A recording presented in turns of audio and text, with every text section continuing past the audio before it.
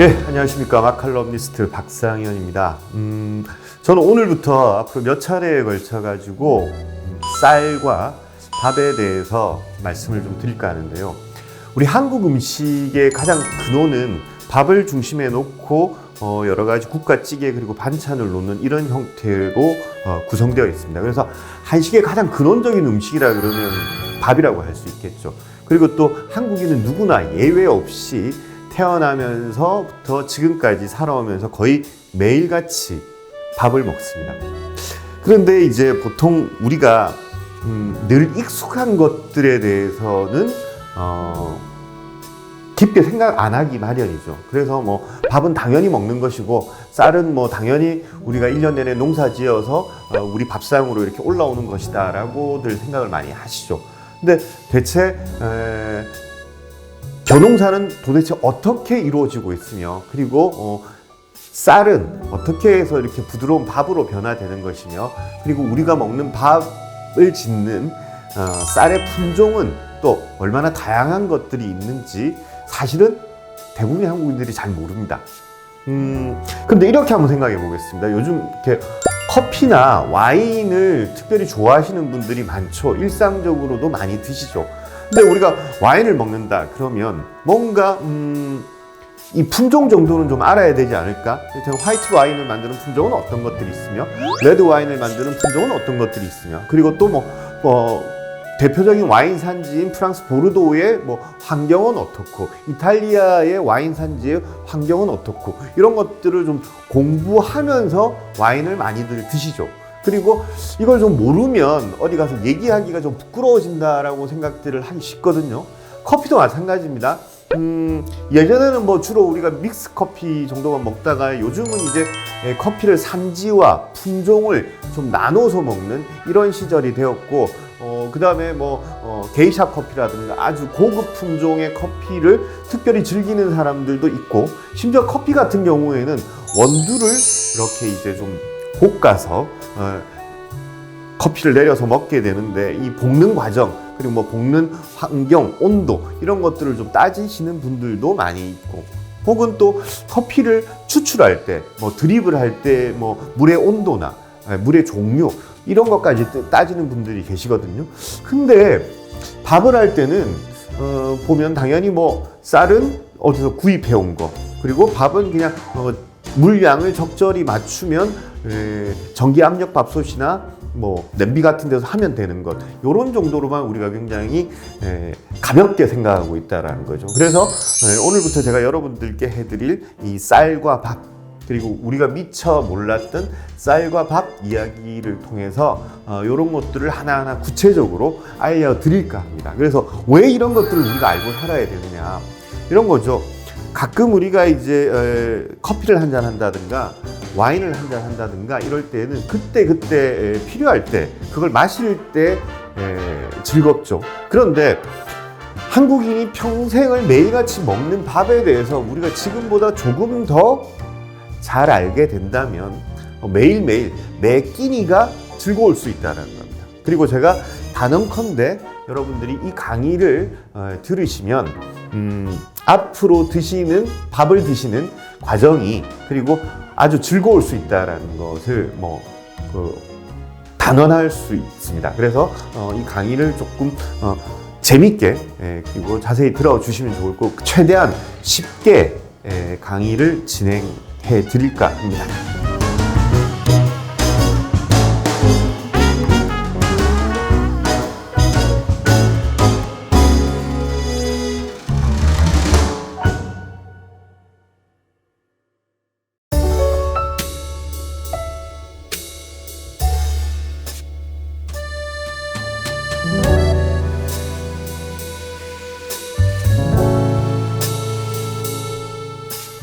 네, 제가 쌀과 밥에 대해서 공부를 하면서 굉장히 경이로웠던 순간이 바로 이 순간이었는데요. 제가 전라도 담양에서 벼꽃을 처음 봤습니다. 벼꽃을 처음 봤는데, 아마 여러분도 벼도 꽃이 피나? 라고 생각하시는 분들이 많으실 텐데요. 벼도 식물인 이상은 꽃이 피어야 하고 꽃이 펴야만 수정이 됩니다. 그래야 이제 열매를 맺게 되는 것인데요. 사실은 이 벽꽃이라는 것은 굉장히 좀 놀라운 꽃인 게 뭐냐면 언뜻 봐서는 이게 꽃인지 아니면 뭐 뽀송뽀송한 솜필인지 구분이 안 갈 정도로 아주 작은 꽃입니다. 더군다나 벽꽃은 단 하루만 피는 꽃입니다. 그리고 단 하루 정도가 아니라 한 반나절 정도 동안에 완전히 개화를 합니다. 지금 여러분들이 사진에서 보시는 이 장면은 완전히 개화를 한 장면입니다. 그래서 아침에 혹시 운이 좋을 때 보통 이제 지역마다 차이가 나지만 보통 8월쯤에 이렇게 벽꽃이 피는데요. 벽꽃이 피는 순간은 그 꽃이 이렇게 꽃대가 나오는 장면이 눈으로 동영상을 보듯이 보일 정도로 그 속도가 빨리 진행됩니다. 그래서 저도 태어나서 처음 저도 이제 벼의 생태를 공부하면서 벽꽃을 처음 봤는데 이 순간이 제가 이 쌀과 밥에 대해서 공부를 하는 동안에 굉장히 경이로웠던 순간입니다. 이게 8월에 아주 더운 어느 여름날의 오전 아침이었는데 제가 한동안 이 꽃이 피고 지는 과정을 하루 종일 그냥 앉아서 지켜볼 정도로 경이로웠는데 제가 왜 이걸 먼저 보여드리느냐 이런 거죠. 한 번도 우리는 이런 부분에 대해서 관심을 가져본 적이 없다라는 것. 여러분도 마찬가지고 저도 사실은 이 벽꽃을 직접 현장에서 제 눈으로 목격하기 전까지는 정말 몰랐습니다. 벽꽃이 이렇게 빨리 피고 지고 그리고 이 과정을 거쳐서 우리가 먹는 쌀 한 토리 곡식으로서 열매 맺는다라는 사실을 처음 알았다라는 거죠. 자, 그리고 제가 이제 왜 쌀과 밥에 대해서 관심을 갖게 됐는지를 미리 좀 설명을 드릴 필요가 있는데요. 제 첫 번째 책인 일본의 맛 규슈를 먹다라는 책은 2014년도에 출간이 됐습니다.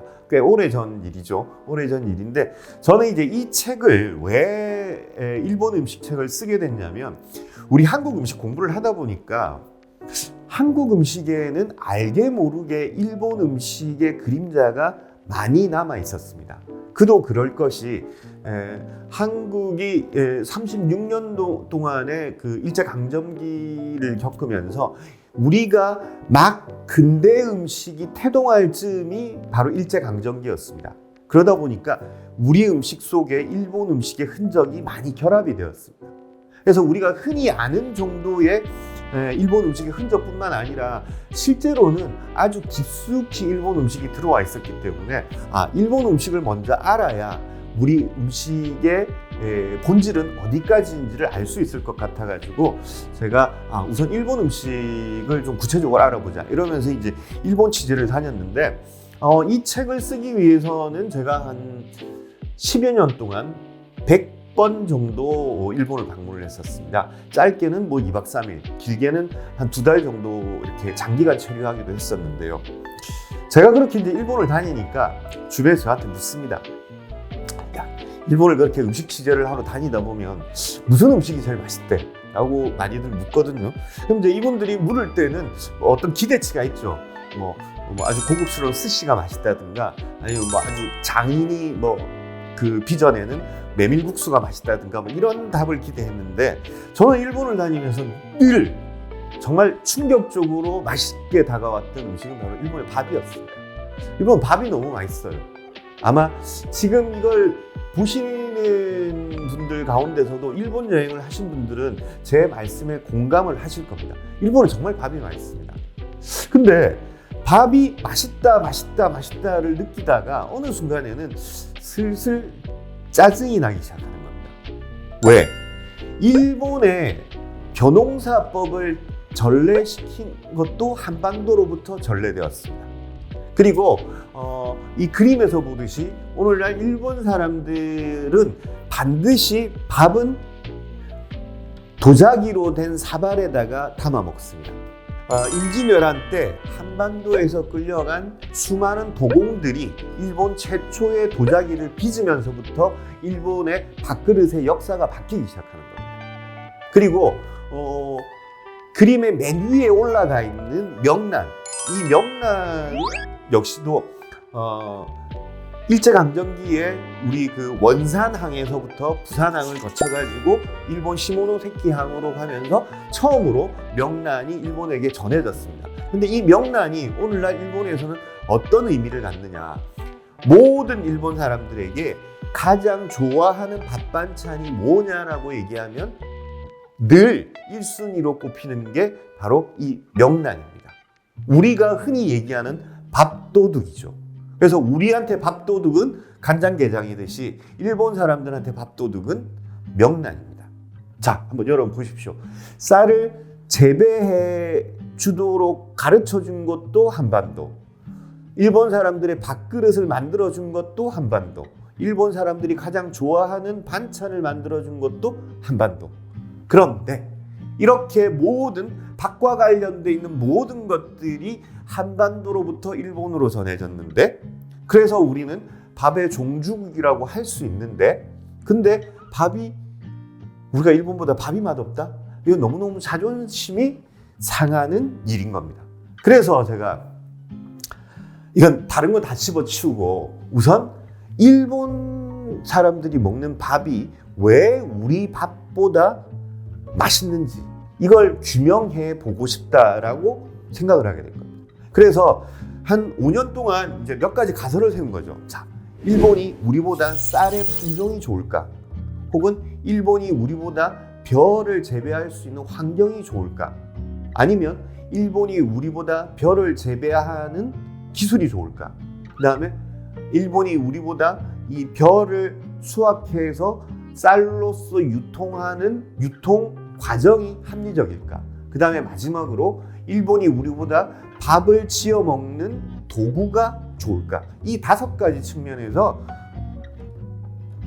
일본과 우리나라를 비교하면서 연구해 보기 시작한 겁니다. 그러면서 우리와 일본은 어떤 차이가 있는지 발견하게 됐죠. 결론적으로 말씀드리면 일본은 우리보다 특별히 낫다고 결론적으로 말할 수 있는 게 별로 없습니다. 그런데 중요한 건 일본이 우리보다 월등하게 나은 점이 딱 하나가 있습니다. 뭐냐면 밥을 대하는 태도가 일본과 우리가 너무 다릅니다.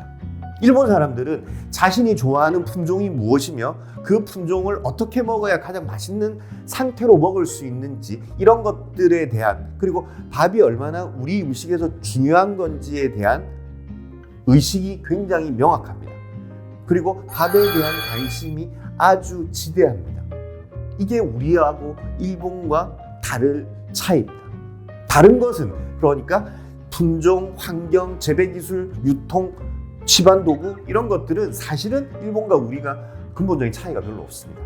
그래서 저는 이 부분을 바꿔야 되겠다. 그래서 이 부분을 바꾸기 위해서는 저뿐만 아니라 많은 대중들도 밥에 대해서 조금 더 관심을 가져야 되겠다라고 생각하게 됐고, 그래서 이 강의를 시작하게 된 겁니다. 자, 그러면 우리가 일본과 무엇이 다르고, 그래서 우리는 무엇을 좀 더 쌀과 밥에 대해서 알아야 되는지 다음 시간에 좀 더 구체적으로 들어가 보도록 하겠습니다.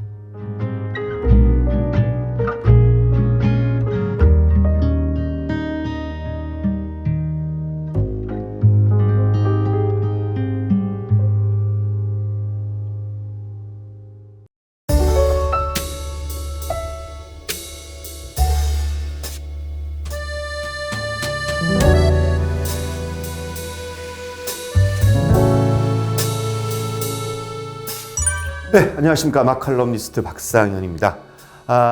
첫 번째 시간에는 제가 이제 우리가 쌀에 좀 무관심하다. 그리고 일본 사람들은 쌀과 밥에 대해서 한국 사람들보다는 조금 관심이 많다라고 얘기해 드렸고, 그래서 우리는 이제 무엇을 알아야 하는지 그것에 대해서 조금 구체적으로 들어가 보도록 하겠습니다.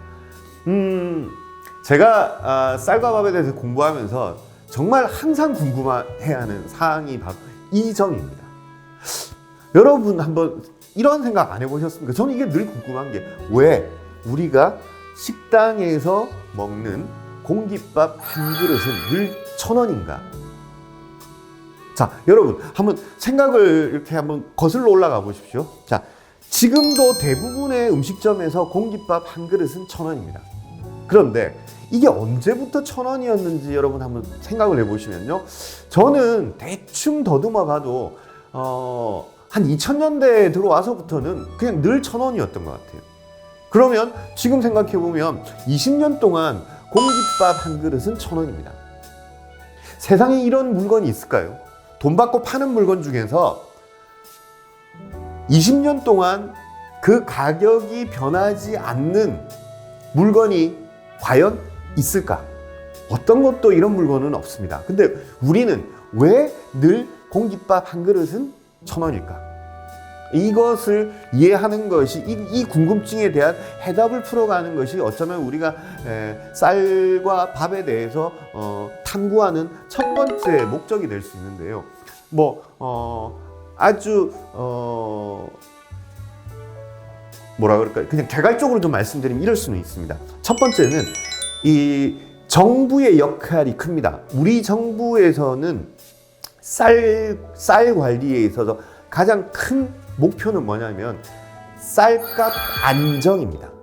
그래서 쌀값 안정인데 그러기 위해서는 일정 정도 농민의 희생도 필요하고 그 다음에 우리가 낸 세금을 이 쌀값 안정을 위해서 국가 예산을 투입하기도 하고 여러 과정을 거쳐가지고 쌀값을 안정화시키는 이 작업 때문에 공깃밥 가격은 늘 일정하게 유지되는 측면도 있습니다. 그리고 또 한 가지 측면은 뭐냐면 대부분은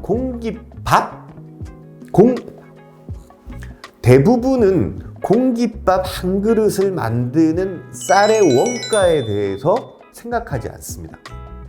그냥 전체 우리가 어떤 음식점 같은 경우에 우리 집에서 쓰는 한 달에 쓰는 쌀 가격이 얼마 정도 된다를 가늠할 뿐이지 구체적으로 공깃밥 한 그릇의 원가에 대해서 이것을 판매하는 사람도 공깃밥을 돈을 주고 사 먹는 사람도 궁금해하지 않습니다. 왜? 쌀값은 늘 일정한 게 당연한 거니까 라고 생각하는 거죠. 그러면 만약에 어딘가에서 이거보다 그러면 20년 동안 1,000원이었으면 누군가는 이것을 쌀값 그 공깃밥 한 그릇 가격을 더 싸게 받을 수도 있고 혹은 이럴 수도 있는 문제 아니겠습니까? 아주 고급 음식점에서는 나는 정말 최고의 쌀로 밥을 한번 지어볼게. 그래서 우리 집은 공깃밥 한 그릇을 한 3,000원 받을래. 이렇게 한다면 여러분은 과연 그 3,000원짜리 공깃밥을 선택하실까요? 안 하실 가능성이 큽니다. 왜 그러냐면 쌀 그거 뭐 좋은 거 해봐야 얼마나 맛이 차이가 나겠어.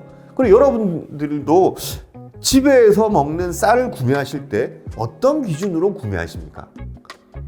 아마 특별한 기준이 없으실 거예요. 그냥 뭐 포장지가 이쁘다든가 누가 맛있다라고 한다든가 뭐 이런 그 기준이지 특별히 나만의 기준이 없습니다. 그러니까 제가 이 기준 없음이 우리가 쌀을 대하는 태도에서 가장 큰 문제라는 거죠. 자, 이걸 바꿔서 한번 생각해 봅시다. 와인을 먹는다. 커피를 마신다. 이럴 때는 분명한 자기 기준이 있습니다. 나는 이런 품종으로 만든 와인을 좋아해. 혹은 나는 이런 지역의 커피를 좋아해. 이런 기준이 있는데 우리는 쌀에 대한 기준이 없습니다. 이 기준을 먼저 만드는 게 제일 중요한 문제다라는 거. 그리고 이 사진이 공개됐을 때 많은 한국인들이 경이로워했습니다. 왜 그러냐면 이건 1900년 초에 이 외국의 선교사가 찍은 우리 선비의 식사 모습인데 가장 놀라운 것은 일단 밥그릇과 국그릇의 사이즈죠. 어마어마한 크기입니다. 어마어마하게 크죠. 그리고 전형적으로 노인 반찬의 개수로 보면 삼첩반상입니다. 반찬이 3개 이상인데 그게 우리는 삼첩 그러면 3개라고 생각을 하는데 보통 여기에 김치나 간장 종지나 이런 것들은 빼고 셉니다. 그래서 메인 반찬만 3가지를 세기 때문에 보통 삼첩 반상에는 국굴이나 반찬 그릇이 보통 5개에서 6개 정도 놓인다 이렇게 보시면 돼요. 그러니까 이 선비가 지금 먹고 있는 밥상은 조선의 전형적인 삼첩 반상이라고 보시면 됩니다. 자, 그런데 자, 지금 밥그릇 사이즈를 한번 보십시오. 어마어마하죠. 어마어마한데 이것을 지금 우리가 먹는 그 밥공기하고 비교해 보면 한 3배 정도 크기입니다. 우리가 지금 먹는 밥 한 공기가 이렇게 보시면 됩니다. 그냥 뭐 집집마다 좀 사이즈가 차이가 나는데 보통 200ml 정도라고 보시면 됩니다. 밥공기 하나 크기가 200ml 정도 보시면 지금 이 밥그릇은 한 600ml 정도 됩니다. 600ml 정도 되니까 보통 그 밥 3공기 정도 분량입니다. 3공기 정도 분량인데 그럼 이분이 특별히 많이 드시는 분이냐? 그게 아니고 실제로 우리 조상들은 정말 놀라울 정도로 밥을 많이 먹는 민족이었습니다. 이상한데 우리는 굉장히 굶주렸다던데라고 생각하시는 분들도 계실 텐데요. 물론 굶주림은 분명히 있었고 심지어 보릿고개에는 정말 끼니를 잊지 못해가지고 뭐 나무 껍질도 벗겨 먹고 그 다음에 뭐 그 산에 있는 온갖 풀들도 이렇게 뜯어 먹고 이렇게 살았던 시절도 있습니다. 분명히 있는데 이 배고픔의 가장 근원은 뭐냐면 첫 번째 쌀은 부족했습니다. 다른 곡물은 그나마 먹을 것들이 많았는데 쌀은 늘 언제나 부족했습니다. 그 다음에 우리 조상들은 너무너무 많이 먹다 보니까 있을 때 많이 먹어버립니다. 그러다 보니까 가을에 수확하고 그 다음에 겨울 동안에는 너무너무 많이 먹습니다. 그런데 이듬해에 6월 정도부터 이렇게 수확을 한다든가 뭔가라도 수확이 되는데 이 6월 이후에 그 다음에 뭐 가을에 수확될 때까지는 한 5월부터는 뭐냐면 먹을 게 하나도 없습니다. 특히 봄에 더욱 먹을 게 없어집니다. 그래서 춘궁기라고 하죠, 우리가. 봄에 굶주린다는 겁니다. 그래서 이때 이제 굶주릴 정도로 있을 때 일단 많이 먹습니다. 그래서 우리 조선시대 선비들의 보통 그냥 양반을 기준으로 했을 때 식사량이 얼마나 되냐면요. 1인당 성인 1인당 하루 식사량이 7홉 정도 됩니다. 그래서 한 홉은 어느 정도냐면 180ml입니다. 여러분들 그 보통 우리 소주 한 병 있죠. 요즘 드시는 소주 한 병이 2홉입니다. 그래서 이런 그 7홉 정도면 이제 180ml니까 보시죠. 7, 8, 56. 한 1.2L 정도 분량을 드셨는데 지금 그리고 조선시대 때는 하루 3끼를 먹었던 게 아니고 하루 2끼만 먹었습니다. 점심이 없고 아침을 먹고 저녁을 먹었는데 그래서 보시는 바와 같이 지금 선비가 식사하는 이 그림의 밥그릇 같은 밥그릇으로 한 끼를 먹는 거죠. 그럼 딱 2끼를 먹으면 7홉 정도 나옵니다. 이 정도로 많이 드셨는데 우리는 이제 적게 먹죠. 이 적게 먹는 이유가 이렇게 확 줄어든 이유가 아주 재밌는 이유가 있는데요. 우리나라는 너무너무 많이 먹다 보니까 나라에서 이렇게 생각을 한 겁니다. 이렇게 먹다 보면 아무리 농사를 많이 짓고 아무리 생산량이 많더라도 굶주림을 절대 벗어날 수 없다. 그래서 국가가 나섭니다. 국가가 어떤 방식으로 나서냐면 사람들에게 먹지 마! 덜 먹어! 이렇게 할 수는 없는 문제 아닙니까? 그러니까 국가가 밥그릇 사이즈를 건들기 시작합니다. 밥그릇 사이즈를 건들면 자연스럽게 먹는 양이 줄어들 것이라고 생각하는 거죠. 그러면 국가가 명령을 할 수는 없죠. 국민들에게 야, 밥그릇 사이즈를 일률적으로 줄여라 이렇게 할 수는 없는 거니까 건강식단 혹은 건강식사량 이런 식의 캠페인을 벌이기 시작합니다. 그래서 너무 많이 먹는 것은 오히려 몸에 해롭다라고 하면서 점점점 밥그릇의 사이즈를 줄여나가기 시작합니다. 그래서 여러분 보시면요, 1940, 50년대의 밥그릇 사이즈를 보시면 앞에 선비가 식사할 때 봤던 그 크기의 밥그릇 사이즈라고 보시면 됩니다. 지금 보시면 그냥 라면 그릇 정도? 우동이나 라면 사발 정도 보시면 되고 이게 이제 70년대 이렇게 거치면서 80년대쯤 되면 한 절반 정도로 줄어듭니다.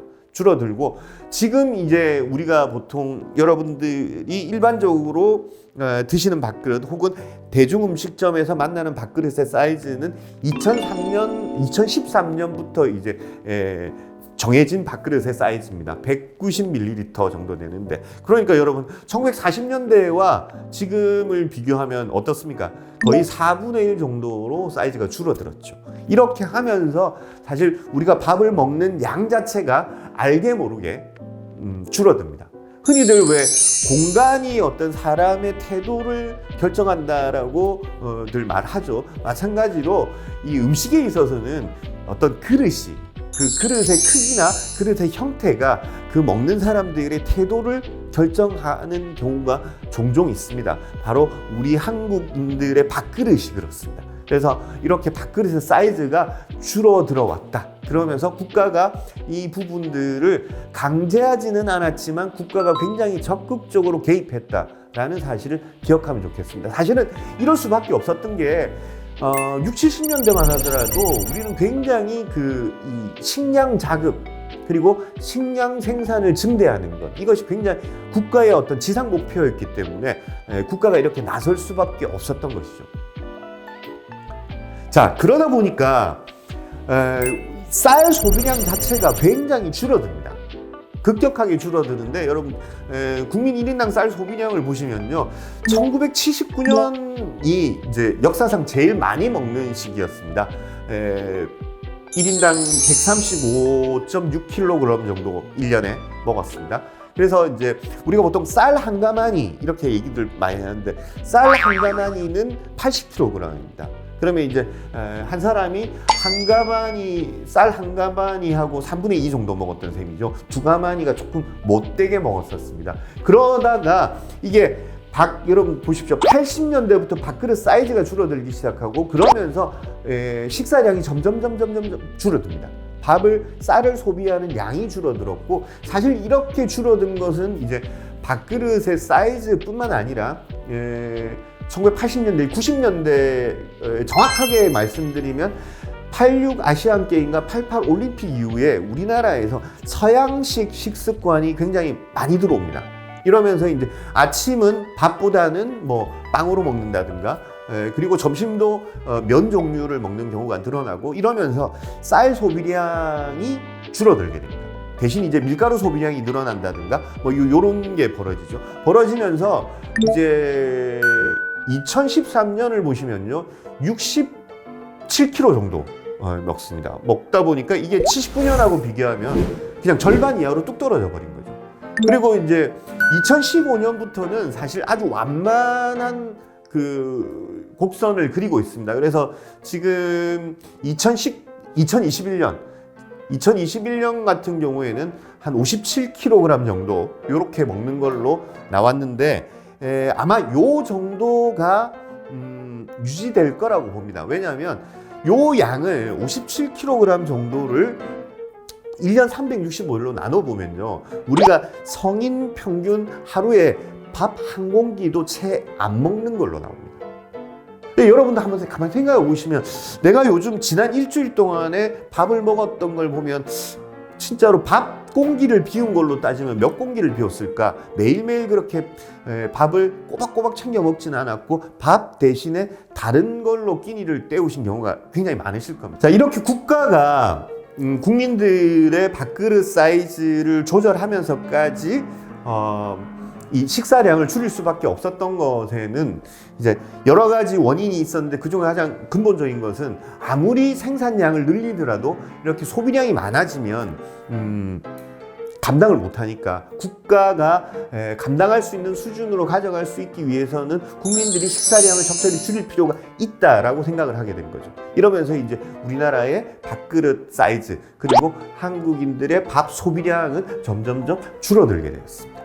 이렇게 줄어든 것까지는 좋았고, 그러면서 이제 국가가 이 식량 자급률을 높일 수 있는 것까지는 좋았는데, 너무 줄이다 보니까, 혹은 우리가 너무 산업화가 급격하게 진행되다 보니까 이것에 대한 또 부작용도 생기기 시작한 겁니다. 자, 그럼 어떤 부작용들이 생기기 시작했는지, 그것은 다음 시간에 이어서 말씀드리도록 하겠습니다.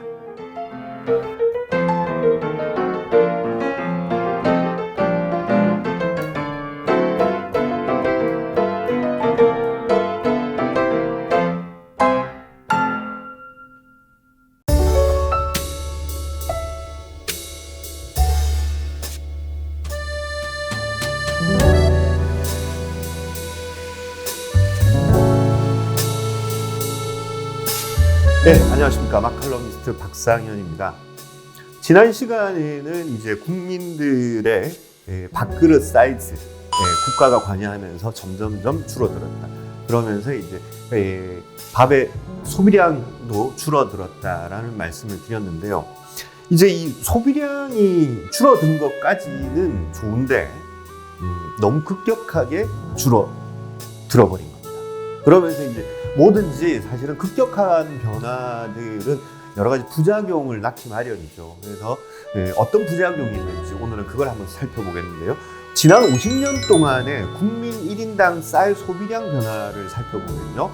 71년도에는 1인당 134kg 정도를 먹었습니다. 그러다가 79년도가 되면 135kg 정도로 역대 지난 50년 통계에서 가장 많은 양을 소비를 하게 되는데 71년과 79년에 이렇게 급격하게 쌀 소비량이 많아진 것에는 아주 역사적인 사건이 하나 있습니다. 그건 뭐냐면 혹시 이제 그 연세가 좀 드신 분들은 들어보셨을 텐데 우리나라 벼 품종 중에서 통일벼라는 품종이 있습니다. 이 통일벼라는 품종이 바로 71년도에 품종이 개발이 됩니다. 그러면서 이 통일벼가 이제 이전의 다른 쌀 품종들에 비해서 생산량이 무려 40%나 늘어나게 됩니다. 그러면서 그 당시에는 기적의 벽시라 불리면서 쌀 생산량이 급격하게 늘어납니다. 그러면서 이 통일벼는 사실 지금은 먹지 않는 품종이지만 70년대에는 바로 우리 국민들을 굶주림에서 구해준 아주 소중한 감사한 품종이라고 할 수 있겠죠. 그러면서 70년대에는 인구도 급격하게 늘었지만 쌀의 생산량도 늘고 그만큼 소비량도 많아졌습니다. 그러면서 이제 점점점 쌀 소비량은 줄어들게 됩니다. 특히나 이제 1990년대부터 쌀 소비량이 급격하게 줄어들기 시작하는데 여기에는 또 한 가지 역사적인 사건이 있는데요. 바로 86년 아시안게임과 88년 올림픽을 거치는 동안에 이게 국가적인 사건이 그냥 단순히 그 하나의 이벤트로 그친 게 아니라 아시안게임과 올림픽, 특히 올림픽을 전후해가지고 여러분들이 알고 계시는 대부분의 외국계 프랜차이즈 패스트푸드나 혹은 음식점들이 올림픽과 함께 우리나라에 상륙하게 됩니다. 그러면서 국민들의 식습관이 급격하게 변화를 맞게 되죠. 그래서 밥 중심의 그 식습관에서 아침에는 밥 대신 빵을 먹는다든가 아니면 점심에는 햄버거나 면 종류를 먹는다든가 이러면서 우리의 식생활이 다양화되는 계기를 맞게 됩니다. 그러면서 90년대 들어서는 이제 쌀 소비량이 점점점 더 줄어들죠. 그래서 급기야 이제 2000년대로 접어들면 쌀은 이제 100kg 아래로 소비하게 되고 더군다나 2013년에 보면요 67.2kg 정도를 소비하면서 쌀을 가장 많이 소비하던 70년대의 절반 이하로 쌀 소비량이 줄어듭니다. 그리고 작년 소비량을 보시면 이제 57kg 정도 이렇게 소비를 하게 되는데 여러분 그래프에서 보시면요 아마 2013년부터 지금 작년까지 요 한 9년 동안의 변화는 거의 이제 평균적으로 이렇게 이제 가고 있습니다. 그래서 아마 요 정도 우리가 지금 한 1인당 60kg 내외 정도가 앞으로 소비량의 어떤 평균치가 되지 않을까 이렇게 전망을 하고 있습니다. 이게 왜 이 전망이 가능하냐면 한국 사람은 그래도 밥심으로 사는데 밥을 아주 안 먹고 살 수는 없거든요. 그러면 60kg 정도의 소비량을 우리가 하루에 밥을 얼마나 먹는지를 따져보면 60kg을 365일로 나눠보면 하루에 우리가 밥 한 공기 정도 먹는 걸로 나옵니다. 그러니까 여러분들도 가만히 생각해 보시면요. 내가 요즘 뭘 먹고 지냈지라고 보면 하루에 밥 한 공기 정도 먹는 게 평균적으로 느껴지실 겁니다. 느껴지실 거고 뭐 하루에 전혀 안 먹는 경우도 있지만 일주일 전체 한 달 평균으로 놓고 보면 하루에 밥 한 공기 정도 먹는다 이렇게 보시면 될 것 같고, 이걸 그러면 좀 더 제가 흥미롭게 말씀드리면 이렇게 될 수 있습니다. 우리가 밥 한 공기 정도를 먹는다, 1인당 연간 한 60kg 정도를 먹는다 그러면 과연 국민 한 사람이 1년 동안에 쌀에 소비하는 비용은 얼마나 될까요? 이렇게 생각해 보시면 됩니다. 지금 시중에 판매되는 쌀 20kg이 품질에 따라서 조금 차이가 편차가 나지만 보통 저렴한 것은 한 4만 원, 그리고 좀 비싼 것은 6만 원 선 이렇게 됩니다. 20kg 한 부대가. 그러면 이걸 그냥 우리가 평균적인 품질의 쌀을 먹는다라고 생각하면 그냥 20kg 한 포대가 5만 원 정도 하신다고 보시면 됩니다. 그럼 60kg이면 여러분 얼마입니까? 15만 원이거든요. 그래서 평균적으로 여러분 우리는 1인당 연간 쌀값으로 한 15만 원 정도 소비하고 있습니다. 자, 이 15만 원을 여러분 한번 생각해 보세요. 커피 한 달에 여러분 커피 값으로 얼마를 지출하는지, 그리고 한 달에 통신비로 통신요금으로 얼마를 지출하는지 이렇게 보시면요, 우리가 쌀이 한국인의 주식임에도 불구하고 쌀에 대해서 이렇게 쓰는 돈은 그렇게 많지 않습니다. 그러면 뭐 여기서 예를 들면 조금 성급한 말씀입니다만은 15만 원 정도 쓰는 거를 한 5만 원만 더 쓴다. 그래서 내가 1년에 쌀값으로 한 20만 원 쓴다 그러면요, 여러분은 아마 우리나라에서 지금 선택할 수 있는 것 중에서 가장 좋은, 가장 단맛이 좋은 쌀을 선택할 수 있습니다. 제가 미리 이건 결론을 내서 말씀드리지만 차차 왜 그런지, 왜 그럴 수 있는지 논리적으로 조금 더 설명을 드리도록 하겠습니다. 그래서 우선 지금 우리는 1년에 한 60kg 정도의 쌀을 소비하고 있고, 1년에 쌀 소비에 내가 쓰는 돈은 1인당 한 15만 원 정도 된다. 이런 정도만 기억하시면 될 것 같습니다. 지금 흥미로운 것은 지금 우리가 이제 1년에 연간 한 쌀을 60kg 정도 소비하는 걸로 되어 있지만, 그럼 생산은 얼마나 하느냐? 생산은 얼마나 하느냐를 보시면 우리는 2006년에 한 78kg 정도 소비를 했죠. 이 정도 수준에 맞춰져 있습니다. 우리가 지금 생산되는 양은, 그러니까 소비하는 양은 1인당 한 60kg 정도 소비를 하는데 실제 생산되는 양은 1인당 한 80kg 정도 소비하는 거에 맞춰져 있습니다. 그러면 어떻겠습니까, 여러분? 쌀이 남겠죠. 매년 쌀이 남습니다, 우리나라는. 왜 그럴까? 흥미롭죠. 이게 쌀은 남는데, 그렇다고 쌀이 남는다고 해서 생산량을 줄이거나 쌀을 재배하는 면적을 줄일 수는 없습니다. 왜 그러냐면 쌀은 국가 전략 작물이기 때문에 그렇습니다. 쌀이 국가 전략 작물이라는 게 무슨 의미냐면요, 여러분 지금 우리나라 식량 자급률 추이를 보시면요, 파란색 선은 이제 전체 식량의 자급률인데 2019년을 기준으로 하면 우리가 45.8% 정도밖에 안 됩니다. 그럼 나머지 한 55% 정도는 외국에서 수입을 한다는 거죠. 근데 이 식량이라는 것은 우리가 이 먹는 모든 것을 얘기합니다. 그러니까 곡물뿐만 아니라 뭐 야채나 뭐 여러 가지 심지어 뭐 유제품 뭐 이런 것들까지 다 포함해 가지고 우리가 수입하는 이런 것들을 말하고 있죠. 근데 곡물 자체로 가면요, 여러분, 곡물 자급률로 본다면 곡물 자급률은 훨씬 더 떨어집니다. 그런데 유일하게 우리나라 사람들이 먹는 식량 중에서 우리 스스로가 자급자족이 가능한 것은 쌀밖에 없습니다. 제가 방금 말씀드렸듯이 쌀은 남는다 그랬죠. 남아도 쌀을 줄일 수는 없는 게 이 우리나라가 가지고 있는 이 식량 자급률 추이 때문에 그렇습니다. 우리는 지금 굉장히 세계 10대 무역국이고 10대 경제 강국으로 부상은 했지만 우리는 사실 굉장히 심각한 식량난을 겪고 있는 나라입니다. 그래서 우리가 먹는 절반 이상의 식량을 외국으로부터 수입에 의존해야 되는데, 이게 일테면 외국의 급격한 어떤 그 국제적인 분쟁이 생기거나 기후 위기가 온다거나 이랬을 때는 곡물값이나 이 식량의 원재료 가격이 아주 급등하게 됩니다. 이렇게 되면 우리가 뭐 일상생활 자체가 위협받게 되는 거죠.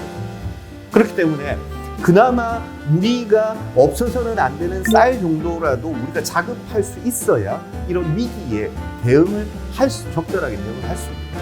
그래서 보시면 지금 우리가 연도별 쌀 재배 면적은 지금 2011년부터 지금 2021년까지 한 11년 동안을 보시면요, 우리나라가 평균적으로 쌀을 재배하는 면적은 75만 헥타르 정도를 유지하도록 관리를 하고 있습니다.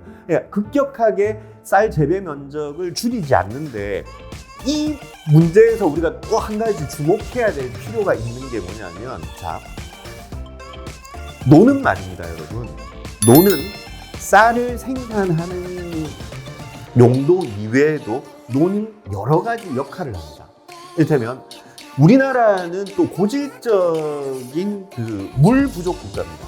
물 부족 국가인데 우리나라가 가지고 있는 전체 물의 양 중에서 많은 부분을 차지하는 게 바로 논이 가지고 있는 물입니다. 그래서 우리가 논 농사를 수도작이라고 합니다. 그러니까 물을 가두어서 농사 짓는 것을 수도작이라고 합니다. 근데 밭농사는 물이 없죠. 그냥 재배하는데 물만 주면 되는 겁니다. 근데 논농사에는 반드시 물이 필요한데, 이처럼 우리나라가 가지고 있는 논 전체 면적이 가지고 있는 이 수분, 이것이 기후를 안정적으로 가져간다든가 여러 가지 이 긍정적인 역할을 하기 때문에 쌀이 가지고 있는 식량 자원으로서의 역할뿐만 아니라 논이 가지고 있는 여러 가지 긍정적인 역할 때문에라도 논의 면적은 마구 줄일 수는 없습니다. 그리고 논을 밭으로 바꾸는 것은 굉장히 빨리 되는데, 밭을 논으로 바꾸는 것은 시간이 굉장히 많이 걸립니다. 그래서 한번 밭으로 바꿔버린 논은 복원하는데 굉장히 오래 걸리기 때문에 국가에서 전략적으로 이 벼 재배 면적은 가져갈 수밖에 없죠. 없는데 그러면 쌀은 계속 남는다. 그래서 우리가 이제 이런 차원에서 한번 이 논이 가지고 있는 역할, 그리고 이 쌀의 어떤 종류나 쌀의 용도에 대해서 다시 한번 생각할 필요가 있지 않은가.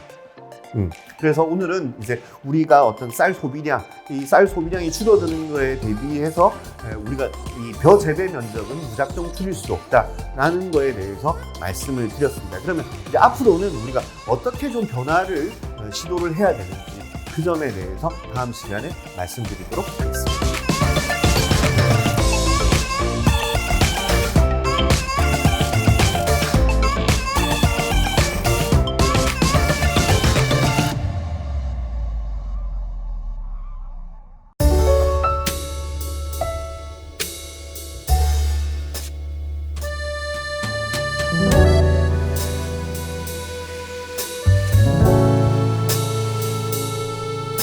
안녕하십니까, 마칼럼니스트 박상현입니다.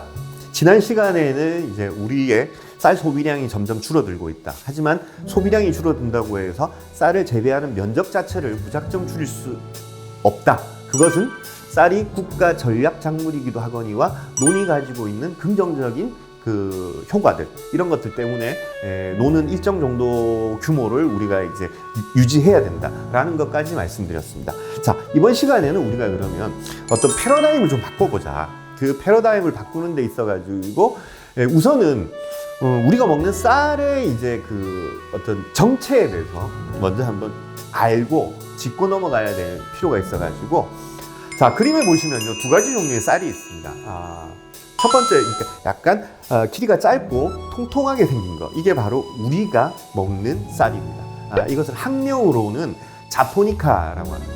이게 좀 안타까운 얘기지만 이 자포니카라는 말 자체가 자포는 불어로, 프랑스어로 일본을 말하는 겁니다. 그래서 자포니카라는 것은 일본 쌀이라는 뜻입니다.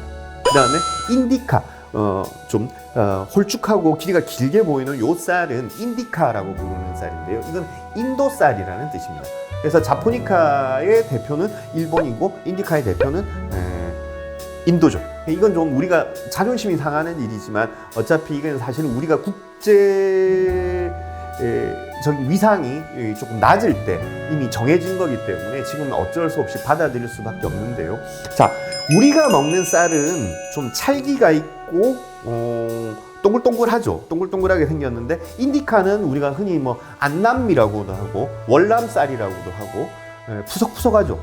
요즘은 이제 그 동남아 쪽이나 이런 쪽 해외 여행을 많이 하시는 분들은 아마 인디카 품종도 경험을 많이 하셨을 겁니다. 이렇게 풀풀 날리기도 하고 찰기가 전혀 없고 이런 쌀인데, 그래서 우리가 먹는 이 쌀이 자포니카이기 때문에 세상에서는 이 자포니카를 먹는 인구가 훨씬 많을 것이다라고 생각되지만 사실은 쌀을 소비하는 양으로 보면요, 인디카를 소비하는 양이 훨씬 더 많습니다.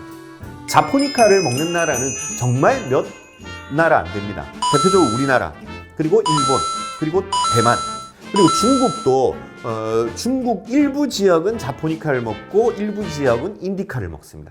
그 외에 동남아의 거의 대부분의 나라, 그리고 뭐 인구가 아주 많은 인도, 이런 나라들은 인디카 품종을 주식으로 먹습니다. 그리고 이 두 품종은 그 어떤 그 쌀이 가지고 있는 형태나 특징이나 이런 것뿐만 아니라 밥을 짓는 방식, 그리고 이걸 곁들여 먹는 그 방식 자체가 완전히 다릅니다, 우리하고. 그래서 그런 부분은 조금 뒤에 부분에서 제가 좀 더 구체적으로 설명해 드리기로 하고, 자, 요걸 제가 우선 자포니카와 인디카를 구분해 드리는 이유는 바로 자포니카를 먹는 우리나라, 일본, 대만이 똑같은 이 식문화를 가지고 있을 뿐더러 똑같은 문제를 안고 있다라는 것을 말씀드리고 싶어서입니다. 자, 보시면요, 이 그래프를 보시면요, 한국, 일본, 대만, 이 세 나라의 쌀 소비량의 변화를 보실 수 있는데, 제가 앞 시간에 우리나라는 70년대에 소비량이 가장 많았다가 90년대와 2000년대에 들어오면서 급격하게 소비량이 줄었다고 말씀을 드렸죠. 그래서 그림에 보이시는 파란색 그래프가 바로 우리나라의 소비량인데, 80년에는 132kg 정도를 소비를 하다가 2000년대 들어오면 88kg 정도로 줄었다가 2016년에는 62kg 정도 먹는 걸로 이렇게 나와 있는데, 이게 우리나라만 그런 게 아니고 사실은 일본과 대만도 똑같은 문제를 갖고 있습니다. 일본도 보면 80년대에는 한 78kg, 80kg 정도를 먹다가 지금 2016년대 일본 1인당 쌀 소비량은 54.4kg 정도밖에는 안 되죠. 그리고 대만 같은 경우에는 1980년대에는 한 100kg 정도 먹다가 지금은 2016년 기준으로 본다면 한 44kg 정도밖에 안 됩니다. 엄청나게 줄어들었죠. 우리가 지금 쌀 소비량이 줄어서 걱정인데 사실은 이것은 우리나라뿐만 아니라 일본도 마찬가지고 대만도 마찬가지입니다. 그래서 일본과 대만을 가보시면요, 우리나라만 이 쌀 소비 촉진을 위해서 이렇게 노력하는 게 아니라 사실은 일본도 그리고 대만도 똑같은 고민을 하고 있고, 사실 쌀 소비량이 줄어든다는 것은 그만큼 농촌 고유의 문화가 사라진다거나 농촌 자체가 피폐해진다는 걸 의미하기 때문에 이것은 세 나라가 똑같은 고민을 가지고 있는 데다가 이 부분을 여러분들이 꼭 좀 아셨으면 좋은 게 뭐냐면, 같은 자포니카를 먹는 세 나라이기 때문에 밥을 먹는 형태가 너무너무 비슷합니다. 비슷하고 이럴 수도 있습니다. 역으로 한국에서 어떤 외식 아이템이 한 가지 성공하면, 밥을 중심에 놓은 외식 아이템이 성공하면 이건 일본과 대만에서도 통할 수가 있습니다. 왜? 같은 밥을 먹기 때문에. 그래서 이건 굉장히 하나의 중요한 단서라고 볼 수 있고, 그래서 일본과 한국과 대만 이 세 나라의 어떤 그 밥을 먹는 습관, 그리고 쌀의 품질, 이런 것들을 비교해 보면요, 의외로 재밌는 사실들을 많이 발견할 수 있습니다. 그래서 여러분들 혹시 앞으로 일본, 대만 여행을 하시게 되면 그들의 어떤 밥의 품질 혹은 이들은 밥을 무엇이랑 같이 먹는지 이런 것들을 유심히 한번 관찰해 보시면 아주 흥미로운 지점들을 많이 발견할 수 있지 않을까 이렇게 생각을 합니다. 일본과 대만과 우리나라가 같은 고민의 지점을 갖고 있다고 말씀을 드렸는데 이건 사실은 우리나라의 고민이나 일본과 대만의 고민이 똑같은 고민들입니다. 소비량이 줄어든다? 그렇다고 생산량은 무작정 줄일 수는 없다. 그리고 더불어서 농민들의 삶, 그리고 농민들의 생존권, 혹은 농민들의 소득을 보장해줘야 되고 소비자들에게는 더 좋은 쌀을 공급해줘야 된다. 이거 똑같은 문제의식과 문제 해결 방식을 세 나라가 가지고 있다는 겁니다. 그래서 저는 우리는 어떤 방식으로 이 쌀에 대한 패러다임을 바꿔야 되는가. 그래서 지금 제가 드리는 말씀이 바로 이 제 모든 강의의 사실은 출발점이고 주제라고 보시면 되겠습니다. 자, 우리는 지금까지 이 한 톨의 쌀에다가 너무 많은 의미를 부여하면서 살아왔습니다. 그러니까 뭐 쌀은 우리 민족의 어떤 정체성이기도 하거니와 이게 여기에는 우리 민족을 상징하는 것이기도 하고 쌀과 관련해서 민속과 전통이 다 그리고 FTA를 체결하거나 이럴 때는 또 다른 건 몰라도 쌀 농사만큼은 반드시 우리가 지켜야 된다든가 이런 여러 가지 쌀과 관련돼 있는 여러 가지 의미들이 다단하게 얽혀 있었습니다. 그리고 심지어 이런 게 있죠. 제가 어렸을 때 여러분들도 이런 경험이 있으셨을 텐데 어렸을 때 어머님이 다른 건 다 남겨도 그렇게 뭐라 하지 않는데 밥 남기는 거에 대해서는 그렇게 뭐라 하셨어요.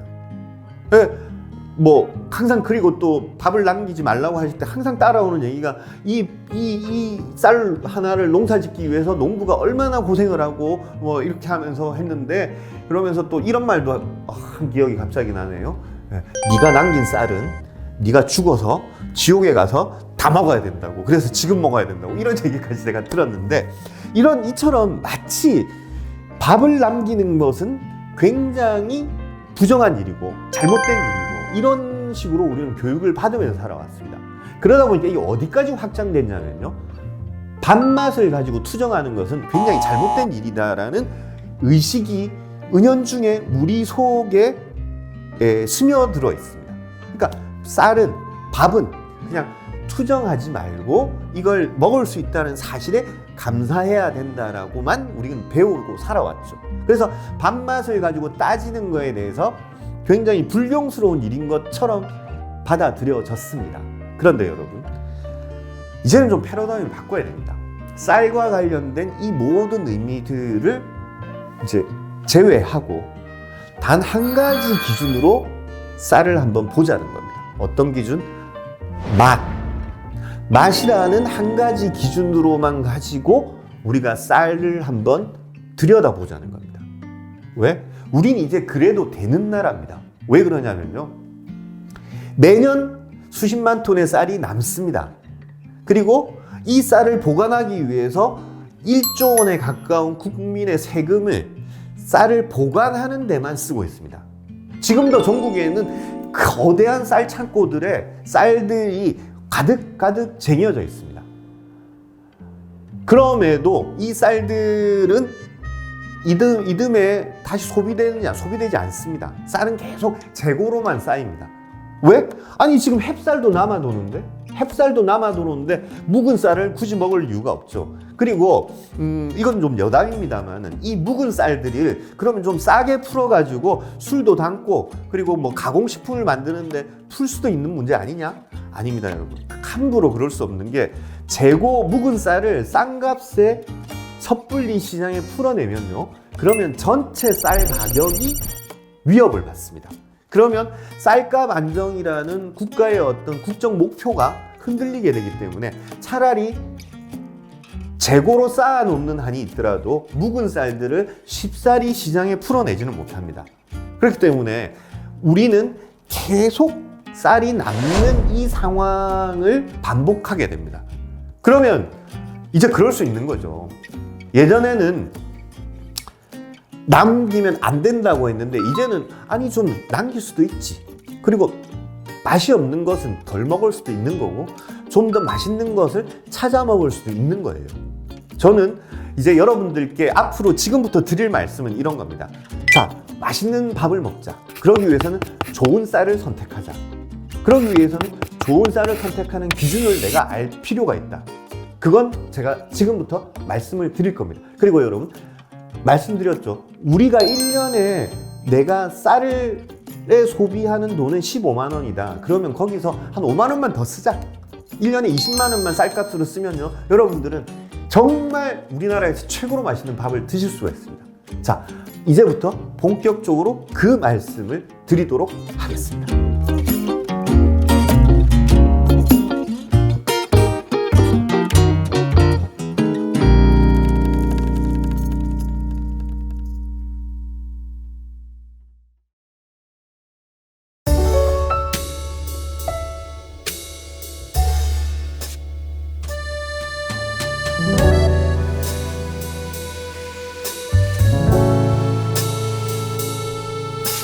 안녕하십니까, 마컬럼니스트 박상현입니다.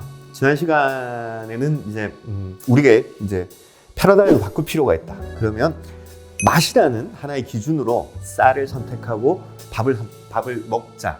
그러면 이 맛이라는 기준에 맞는 쌀들은 어떻게 선택해야 되는가? 이제 본격적으로 그 얘기를 드릴 텐데, 지금 우리는 이런 거죠. 저는 항상 그 한국인들에게 인지 부조화에 놓여 있다. 적어도 밥에 있어서만큼. 인지 부조화가 뭐냐? 이런 거죠. 우리가 믿고 상상하는 것과 현실과의 이 괴리가 클수록 인지 부조화 상태라고 얘기를 하죠. 근데 전형적으로 밥이 그렇습니다. 자, 한국인들이 자, 맛있는 밥이 뭔가요? 라고 물어보면 이런 거죠. 아궁이에 가마솥을 올리고 장작불을 떼가지고 이렇게 짓는 밥. 이게 우리가 상상하는 생각 속의 밥의 풍경입니다. 그리고 요즘은 그 삼시세끼 같은 이런 그 연애 프로그램도 보면 다 이렇게 유명 연예인들이 농촌이나 어촌에 가가지고 직접 뭔가 식재료를 구하고 밥을 해먹는 이런 과정들을 보여주면서 우리가 이런 향수를 대리 만족을 하는 거죠. 그리고 한국인의 밥상 같은 것들을 보면서 그래, 저게 사람이 저런 걸 먹고 살아야 돼, 이런 식으로 이제 생각을 하죠. 이게 우리가 생각하는 풍경입니다. 근데 현실 속의 풍경은 전혀 다르죠. 전혀 다릅니다. 지금 보시는 사진은 좀 극단적이긴 하지만 실제와 별반 차이 없습니다. 여러분들이 물론 집에서는 온 가족을 위해서 좋은 쌀을 선택하고 좋은 치사 도구에다가 이렇게 드시겠지만, 실제로 밖으로 탁 나오는 순간에 과연 내가 먹는 밥이 어떤 쌀로 지었으며 어떻게 밥이 만들어지고 있으며 이런 거 모릅니다. 그 다음에 단체 급식 같은 경우에는 정말 내가 이 쌀이 좋은 쌀인가? 이런 거 모릅니다. 더군다나 제가 이렇게 말씀드릴까요? 여러분들이 지금까지 식당에 갔던 경험들을 다 한번 이렇게 떠올려 보십시오. 어떤 식당에 갔는데 찌개가 덜 끓었다, 간이 맞지 않다, 그 다음에 무슨 반찬에서 뭐가 나왔다, 반찬이 뭐가 싱겁다, 짜다, 이런 이 컴플레인을 하는 고객들을 많이 보셨을 겁니다. 그런데 밥맛 없다고 컴플레인 하는 고객 보신 적 있습니다. 이 식당의 밥맛이 왜 이래요? 라고 컴플레인을 거는 그 고객은 아마 아무도 못 보셨을 겁니다. 왜? 밥은 그냥 당연히 있는 거고, 밥을 가지고 우리가 맛있다 맛없다를 단 한 번도 따져본 적이 없습니다. 그렇기 때문에 밥은 그냥 이 집은 좀 식었네 이런 정도 느낄 뿐이지, 밥이 맛없다고, 그러니까 국과 찌개나 반찬이 맛없으면 그렇게 발끈하는 사람들이 왜 맛없는 밥에 대해서는 한없이 인자할까요? 그건 기준이 없어서 그렇습니다. 기준이 없기 때문에 이것이 진짜 얼마나 잘못된 건지에 대한 판단을 못하는 거예요. 그래서 제가 우리가 가지고 있는 이 인지 부조화 상태, 그러니까 우리가 상상하는 것과 우리가 현실에서 먹는 것 사이의 간극을 좁히는, 이게 매우 중요한 겁니다.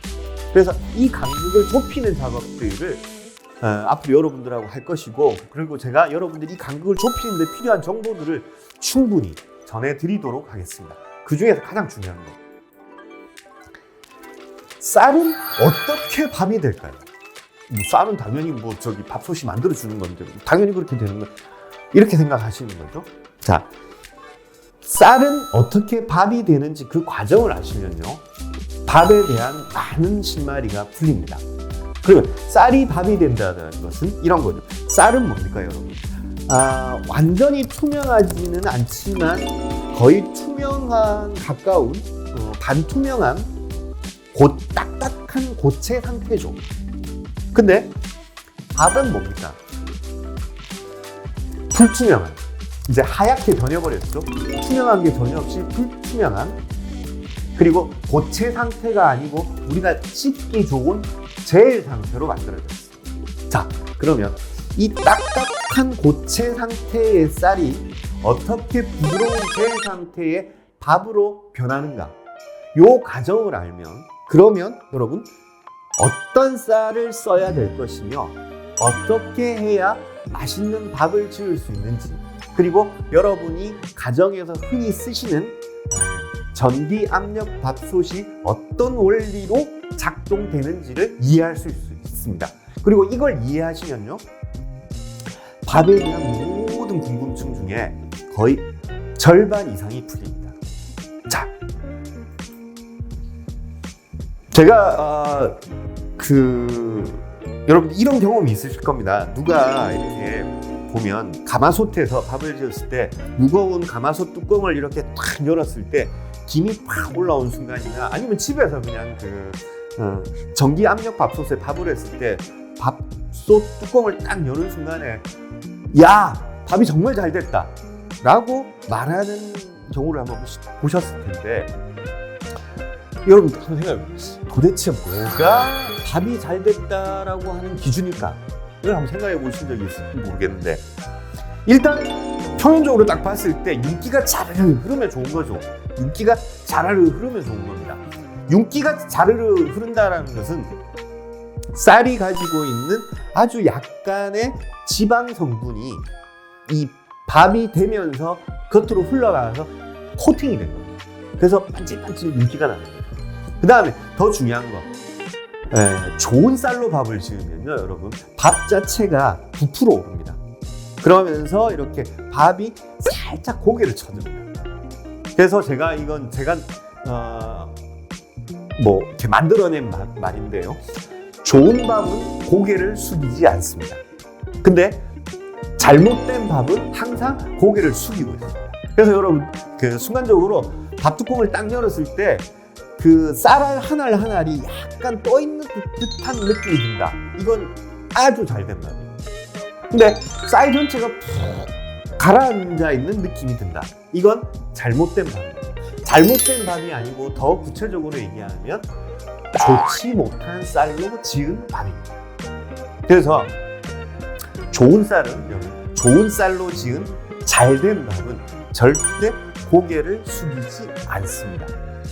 이게 아주 중요한 거고, 자, 그러면 왜 좋은 밥은 고개를 숙이지 않는가? 자, 지금부터 그걸 한번 알아보도록 하겠습니다.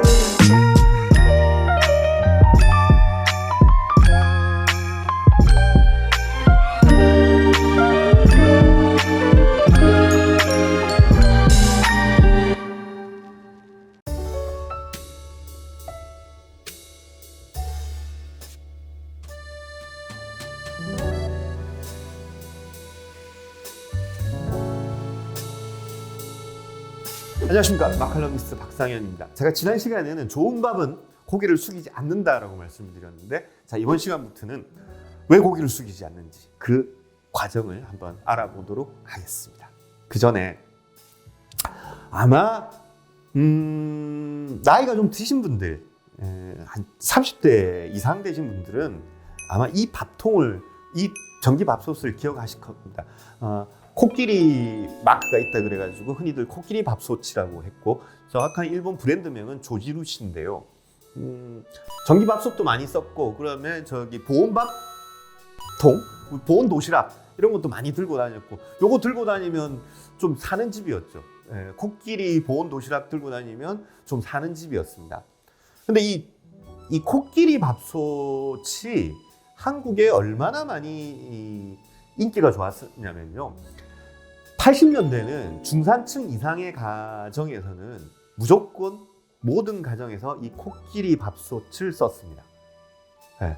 그리고 혼수 품목 1호였습니다. 무조건 결혼할 때 신혼부부는 밥솥은 두말할 거 없이 코끼리 밥솥, 국산 밥솥 따위 어떻게 써?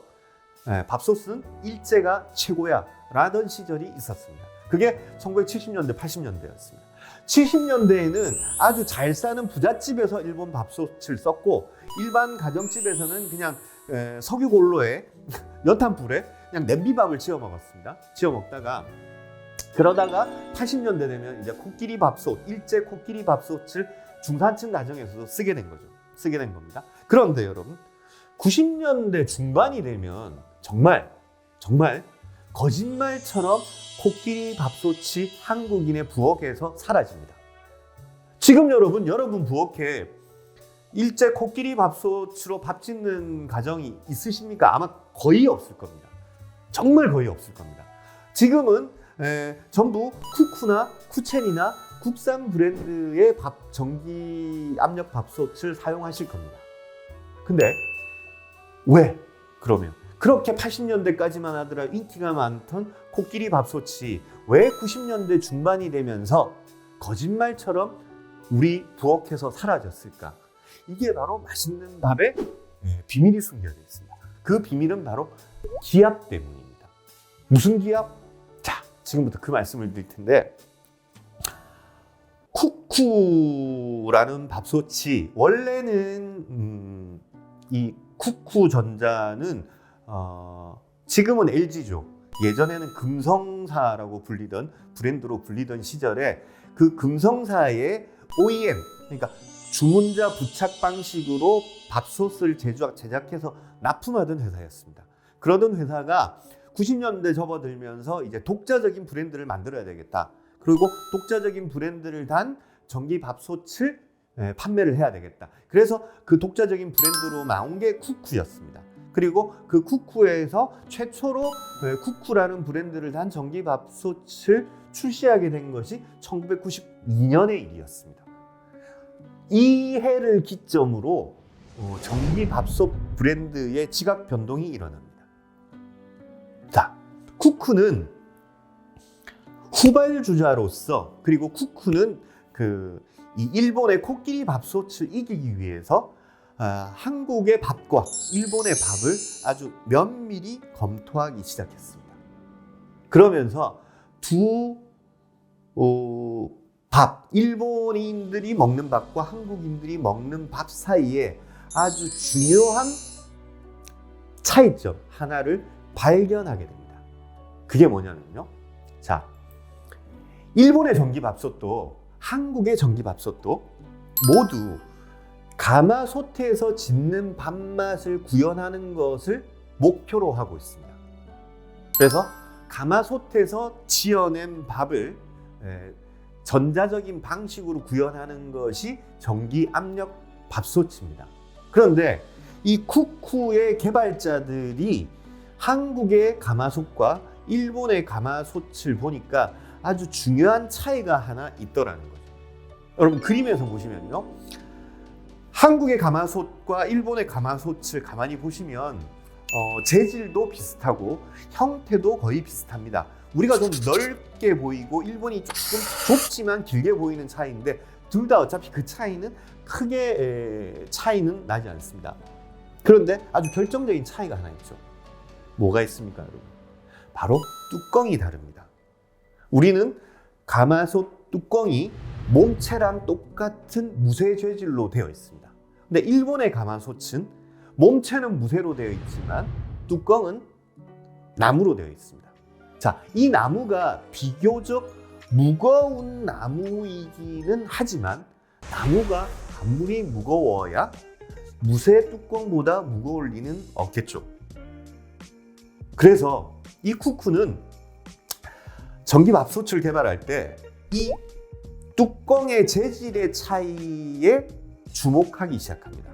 그러면 뚜껑의 재질이 다르면 내부에서 일어나는 밥을 짓는 밥솥 내부에서 일어나는 변화가 차이가 분명히 있을 것이라고 가정을 하고 그 차이에 따른 밥맛이 어떻게 달라지는지 그리고 한국인의 기호는 어떤 밥맛을 더 좋아하는지를 검증하기 시작합니다. 자, 이 힌트를 제가 미리 이걸로 한번 드려볼게요. 요즘 캠핑 많이 하시죠? 캠핑 하시면서 이 코펠 같은 걸로 밥을 지으실 때 어떡합니까? 밥물이 끓기 시작하면 코펠 뚜껑은 가볍죠. 가벼우니까 얘가 이제 코펠 뚜껑이 이렇게 위에서 밑에서 올라오는 증기 때문에 자꾸 달싹달싹 끓이니까 이것을 그렇게 하지 못하도록 위에 무거운 걸로 눌러줍니다. 자, 이 눌러주는 이유가 왜 뚜껑을 이렇게 눌러주는지. 한국의 가마솥 뚜껑은 무쇠로 되어 있고 일본의 가마솥 뚜껑은 나무로 되어 있지만 둘 다 굉장히 무거운 재질로 이 뚜껑을 만들었는지 그 이유가 사실은 밥맛에 굉장히 결정적인 역할을 합니다.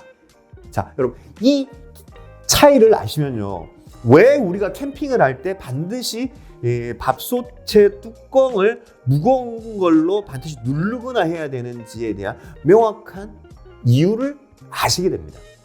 자, 그래서 제가 지금부터 과연 일본과 한국인의 밥맛의 차이는 무엇으로부터 기인되는지 그리고 그 많은 사람들이 좋아하던 일본의 코끼리 밥솥이 왜 90년대가 되면서 우리나라의 부엌에서 거짓말처럼 순식간에 사라졌는지 그 이유를 지금부터 말씀드리도록 하겠습니다.